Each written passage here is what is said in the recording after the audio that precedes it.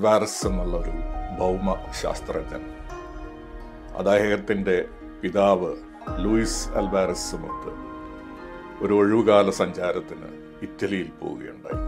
ഭൗമ ശാസ്ത്രജ്ഞനായതുകൊണ്ട് വാൾട്ടർ അദ്ദേഹത്തിൻ്റെ പിതാവിന് ഒരു പാറക്കെട്ട് കാണിച്ചിട്ട് അതൊരു ചെളിയുടെ ഒരു രൂപമായിരുന്നു, മഡ് അല്ലെങ്കിൽ ഷെയിൽ എന്ന് പറയുന്ന ഒരു ഫോർമേഷൻ. അത് കാണിച്ചുകൊണ്ട് പറഞ്ഞു, ഭൂമിയിൽ ഡൈനോസറുകൾ വംശനാശം സംഭവിച്ച സന്ദർഭത്തിൽ രൂപീകൃതമായിട്ടുള്ള പാറകളാണിത് എന്ന്. ഈ ഡൈനോസറുകൾ എങ്ങനെയാണ് വംശനാശം സംഭവിച്ചത് എന്ന് നമുക്കെന്നും കൃത്യമായിട്ട് അറിയാൻ സാധിക്കുന്നില്ല എന്നും അദ്ദേഹം കൂട്ടിച്ചേർത്തു. അപ്പോൾ ലൂയിസ് എന്ന പിതാവിന്, അദ്ദേഹം ഒരു ഭൗതിക ശാസ്ത്രജ്ഞനും നൊബേൽ സമ്മാന ജേതാവുമായിരുന്നു. പ്രഗത്ഭനായ ഈ ശാസ്ത്രജ്ഞന് ഇതിനൊരു ഉത്തരം കണ്ടെത്തണം. എങ്ങനെയാണ് ദിനോസറുകൾ ഭൂമിയിൽ നിന്ന് തുടച്ചു മാറ്റപ്പെട്ടത് എന്നുള്ള കാര്യത്തിന് ഒരു അഭിപ്രായം കണ്ടെത്തണം എന്നുള്ള രീതിയിൽ ചിന്തകൾ പോയി. ലൂയിസും വാൾട്ടറും പിന്നെ കുറെ സഹപ്രവർത്തകരും ചേർന്ന് ഇതിനെക്കുറിച്ച് വിപുലമായിട്ട് ഗവേഷണം നടത്തുകയുണ്ടായി. 1980 ഈ ഒരു ഗ്രൂപ്പ് പ്രസിദ്ധീകരിച്ച ഒരു പ്രസിദ്ധീകരണം ദിനോസറുകളുടെ തിരോധാനത്തിന് വലിയ ഒരു കാഴ്ചപ്പാടുണ്ടാക്കി തന്നിട്ടുണ്ട്.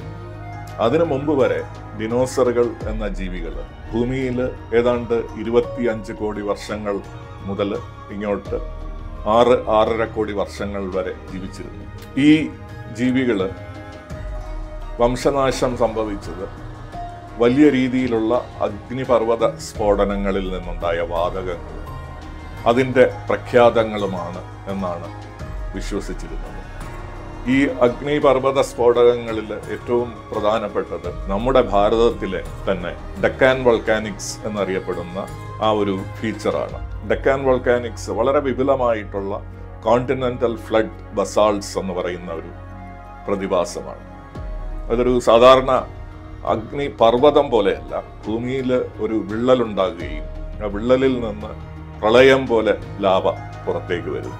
ഈ ഡെക്കാൻ വോൾക്കാനിക് പ്രോവിൻസ് എന്ന് പറയപ്പെടുന്ന ഈ പ്രതിഭാസം ഏതാണ്ട് 6 മില്യൺ സ്ക്വയർ കിലോമീറ്റേഴ്സ് വ്യാപിച്ചു കിടന്നിരുന്നതായിട്ട് ഇന്ന് കരുതപ്പെടുന്നു. അതിൻ്റെ ഒരു ഭാഗികമായിട്ടുള്ള അവശിഷ്ടം മാത്രമാണ് ഇന്ന് നമ്മൾ മഹാരാഷ്ട്രയിലും മധ്യപ്രദേശിലും ഗുജറാത്തിലും മറ്റും ആയിട്ടൊന്ന് കാണാൻ സാധിക്കുന്നത്. ഇതിൻ്റെ ഒരു താഴേക്കുള്ള ഒരു തിക്നെസ് എന്നുള്ളത്, ഇതിൻ്റെ എത്ര വ്യാപ്തിയുണ്ട് താഴേക്ക് എന്നുള്ളതിൻ്റെ ഒരു എസ്റ്റിമേറ്റ് ഇന്ന് ഏതാണ്ട് 6 കിലോമീറ്ററോളം താഴത്തേക്ക് നമുക്ക് ഈ ലാവകളെ കാണാൻ സാധിക്കുന്നു. അപ്പോൾ ഇത് പ്രത്യേക സന്ദർഭത്തിൽ സംഭവിച്ച പ്രതിഭാസമല്ല. ലക്ഷക്കണക്കിന് വർഷങ്ങളിലൂടെ പല ലാവ വിസ്ഫോടനങ്ങളിലൂടെ അടിഞ്ഞുകൂടിയ ഒരു പ്രതിഭാസമാണ് ഡെക്കാൻ വോൾക്കാനിക്സ്. ഇതാണ് ഡൈനോസറുകളുടെ തിരോധാനത്തിന് കാരണം എന്നുള്ള ഒരു നിഗമനത്തിൽ നിന്ന് വ്യത്യസ്തമായിട്ട് ലൂയിസും വാൾട്ടറും അൽവാരസും കൂട്ടാളികളും ചേർന്ന പഠനം കണ്ടെത്തിയത് ആ സമയത്ത് നടന്ന സെഡിമെന്ററി റോക്ക് ഫോർമേഷൻ, അതായത് ആ സമയത്തുണ്ടായ പാറക്കെട്ടുകളിൽ ഇറിഡിയത്തിന്റെ അധിക കൂടുകളുള്ളതായിട്ട് കാണാൻ സാധിച്ചു. ഇറിഡിയം എന്ന ധാതു ഇതുപോലുള്ള അഗ്നിപർവ്വത വിസ്ഫോടനങ്ങളിൽ നിന്നല്ല വരുന്നത്, അതിന് വേറൊരു സോഴ്സാണ് എന്നാണ് ഇവര് മുന്നോട്ട് വെച്ച വാദം.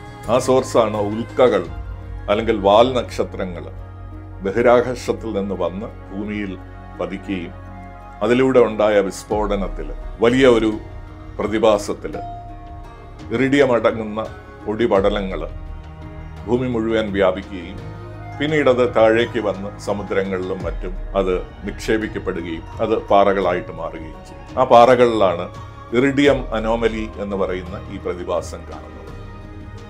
അപ്പോൾ ഒരു ഉൽക്കയുടെ ഇമ്പാക്റ്റാണ്, ഉൽക്കയുമായിട്ടുള്ള ഏറ്റുമുട്ടലാണ് ദിനോസറുകളുടെ വംശനാശത്തിന് കാരണമായിട്ടെന്ന് ഉള്ളത് പരക്കെ അംഗീകരിക്കാൻ തുടങ്ങി. ലോകത്ത് പല ഭാഗത്തും ഇത്തരത്തിലുള്ള പുതിയ പുതിയ ഇറിഡിയം അനോമലികൾ നമ്മൾ 1980 ശേഷം റിപ്പോർട്ട് ചെയ്യപ്പെട്ടിട്ടുണ്ട്.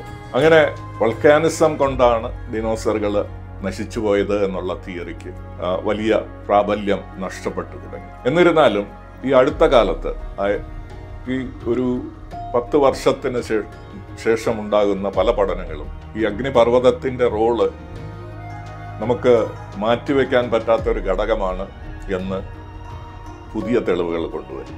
ഡിനോസറുകൾ ഈ ഒരു ഉൽക്ക വന്ന് പതിക്കുന്നതിനേക്കാൾ മുമ്പ് തന്നെ അതിന് വംശനാശം ആരംഭിച്ചു തുടങ്ങിയിട്ടുണ്ട് എന്നുള്ള കണ്ടുപിടുത്തങ്ങൾ വന്നു തുടങ്ങി. അപ്പോൾ ഇതിന് ഈ ഉൽക്കയുടെ പതനം നടന്നിട്ടുള്ളത് മെക്സിക്കോയുടെ തീരത്ത് ചിക്സുലബ് ക്രേറ്റർ എന്നുള്ള ഒരു ക്രേറ്ററാണ് എന്ന കണ്ടെത്തലും ഇതിനോടൊപ്പം ഉണ്ടായിട്ടുണ്ട്. അപ്പോൾ ഈ ഉൽക്കയുടെ ഇമ്പാക്റ്റ് ക്രേറ്ററിനെ നമുക്ക് ഡേറ്റ് ചെയ്തിട്ട് ഏതാണ്ട് ദിനോസറുകൾ പൂർണ്ണമായിട്ട് ഇല്ലാതാകുന്ന ഒരു സമയമാണെന്ന് നമ്മൾ തിട്ടപ്പെടുത്തിയിട്ടുണ്ട്.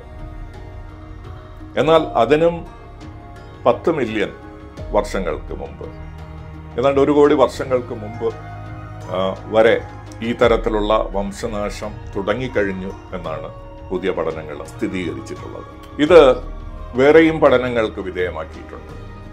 ഡിനോസറുകൾ മാത്രമല്ല വംശനാശം സംഭവിച്ചിട്ടുള്ളത്, മറ്റ് ജീവജാലങ്ങളെക്കുറിച്ചുള്ള വംശനാശങ്ങൾ, സമുദ്രത്തിൽ ഉള്ള ഏകകോശ ജീവികൾ മുതൽ ആൽഗകൾ, അങ്ങനെ പല ജീവജാലങ്ങളുടെയും വംശനാശവുമായിട്ട് കൂട്ടിച്ചേർത്ത് പഠനം നടത്തുമ്പോൾ ഒരു ഉൽക്കയുടെ പതനം കൊണ്ടുണ്ടാകുന്ന പ്രതിഭാസമല്ല, അത് വ്യാപകമായിട്ടുള്ള ഭൗമ പ്രതിഭാസവുമായിട്ട് ചേർന്ന് നിൽക്കുന്നു എന്നുള്ള പുതിയ പഠനങ്ങൾ പിന്നെയും വന്നുകൊണ്ടിരുന്നു. ഈ വംശനാശങ്ങൾ സംഭവിക്കുന്നത് ആദ്യമായിട്ടല്ല. ഈ ഡിനോസറുകളുടെ വംശനാശത്തിന് മുൻപും പിൻപും വേറെയും വംശനാശങ്ങൾ ഉണ്ടായിട്ടുണ്ട്. അപ്പോൾ ഈ അടുത്ത കാലത്ത് വന്ന ഒരു പഠനം കഴിഞ്ഞ 25 കോടി വർഷങ്ങളിൽ നടന്നിട്ടുള്ള എല്ലാ വംശനാശങ്ങളെ കുറിച്ചും ഒരു കമ്പ്യൂട്ടർ മോഡലിംഗ്, ഒരു സിമുലേഷന് വിധേയമാക്കിയിട്ട് വ്യക്തമായ തെളിവുകളിലൂടെ അവർ സ്ഥിരീകരിച്ചത് വോൾക്കാനിസം, അഗ്നിപർവ്വത പ്രവർത്തനമാണ് ഈ വംശനാശങ്ങളുടെ എല്ലാം മൂലകാരണമായിട്ട് നമുക്ക് എടുത്തു പറയേണ്ടതായിട്ടാണ് ഇവർ സ്ഥിരീകരിച്ചത്. അപ്പം ഇതിനൊരു ചക്രീയ സ്വഭാവം ഉണ്ടെന്നും ഇവര് പുതിയ പഠനങ്ങൾ കണ്ടെത്തി. ഒരു 2.5 കോടി മുതൽ 3 കോടി വർഷങ്ങളുടെ ഒരു സൈക്ലിക് ആയിട്ടുള്ള ചക്രീയമായിട്ടുള്ള ഒരു ഫിനോമിന, ഒരു പ്രതിഭാസം ഇതുമായിട്ട് ചേർന്ന് നിൽക്കുന്നു എന്നുള്ളതും ഈ പുതിയ പഠനങ്ങൾ മുന്നോട്ട് വയ്ക്കുന്നുണ്ട്. എന്നിരുന്നാലും ഈ പഠനങ്ങളും പറയുന്നത് ഈ വോൾക്കാനിസം സംഭവിക്കുന്നതും വംശനാശം സംഭവിക്കുന്നതിനോടൊപ്പം ഉൽക്കകളുടെ പതനവും ഉണ്ടായിട്ടുണ്ട്. അതും നമ്മൾ സ്ഥിരീകരിക്കേണ്ടതാണ് എന്ന് ഈ പഠനങ്ങൾ പറയുന്നുണ്ട്. ചിക്സുലബ് എന്ന് പറയുന്ന മെക്സിക്കോയിലെ ഇമ്പാക്ട് ക്രേറ്റർ മാത്രമല്ല, യുക്രൈനിലെ വോൾട്ടിഷ് എന്നുള്ള ഒരു ഇമ്പാക്ട് ക്രാറ്റർ ഈ സംഭവത്തിന് കുറച്ച് ശേഷം നടന്ന ഒരു ക്രേറ്ററായിട്ട്, ഒരു ഇമ്പാക്ട് ക്രേറ്ററായിട്ട് കണ്ടെത്തിയിട്ടുണ്ട്. മാത്രമല്ല നമ്മുടെ ഈ ഡെക്കാൻ വോൾക്കാനിസ് പ്രോവിൻസിൽ തന്നെ, അതിനോടടുത്ത് തന്നെ ഇതിനെല്ലാം കാളും വലിയ ഒരു ഇമ്പാക്ട് ക്രേറ്റർ, അതിനെ ശിവ ക്രേറ്റർ എന്ന് പറയും, അങ്ങനെയുള്ള ഒരു ഉൽക്കയുടെ പതനവും ഉണ്ടായിട്ടുണ്ട്.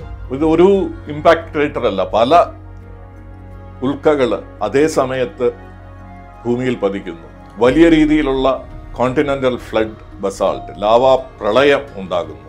ഇതെല്ലാം കൂടി ചേർന്നിട്ടാണ് ഡിനോസറുകളുടെ വംശനാശം മാത്രമല്ല മറ്റ് വംശനാശങ്ങളും ഉണ്ടായിട്ടുള്ളത് എന്നാണ് ഈ പഠനം കണ്ടെത്തിയിരിക്കുന്നത്. പക്ഷേ ഇതില് കാര്യങ്ങൾ അവസാനിക്കുന്നില്ല.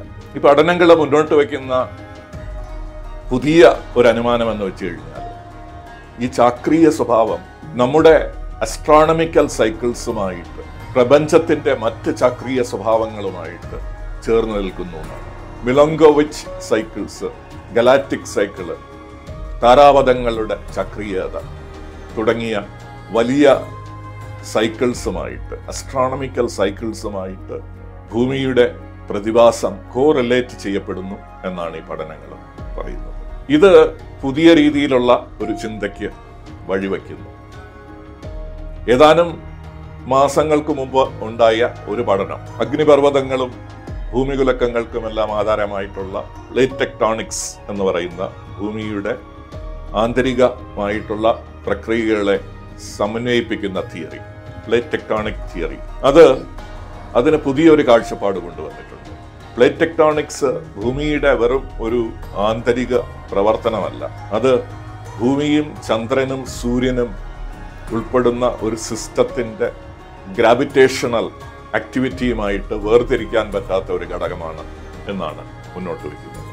സൂര്യൻ്റെയും ചന്ദ്രൻ്റെയും ഭൂമിയുടെ ഭ്രമണപഥങ്ങളിൽ ഉണ്ടാകുന്ന വ്യതിയാനങ്ങൾ ആണ് പ്ലേറ്റ് ടെക്ടോണിക്സിനെ ചലിപ്പിക്കുന്നത്. ഇതിൽ ചക്രീയമായിട്ടുള്ള ഇത്തരത്തിലുള്ള വംശനാശങ്ങൾ ഉണ്ടാകുന്നത് പ്രാപഞ്ചികമായിട്ടുള്ള സൈക്കിൾസാണ്. താരാപഥ സ്കെയിലിലുള്ള ചക്രീയതയാണ് എന്നാണ് ഈ പഠനം മുന്നോട്ട് വയ്ക്കുന്നത്. ഇത് കൂട്ടിച്ചേർക്കുമ്പോൾ പാരഡൈം ഷിഫ്റ്റ് എന്ന് പറയുന്ന ഒരു കാര്യത്തിലേക്ക് നീങ്ങുകയാണ്. നമ്മൾ ഇതുവരെ ധരിച്ചിരുന്ന ശാസ്ത്രീയ മോഡലുകൾ മാറ്റിക്കൊണ്ട് പുതിയ മോഡലുകൾ വരുന്നതിൻ്റെ ഒരു സൂചനയായിട്ട് നമുക്ക് ഒരു പാരഡൈം ഷിഫ്റ്റ് ആയിട്ട് നമുക്ക് ഈ പഠനങ്ങളെ കാണാം.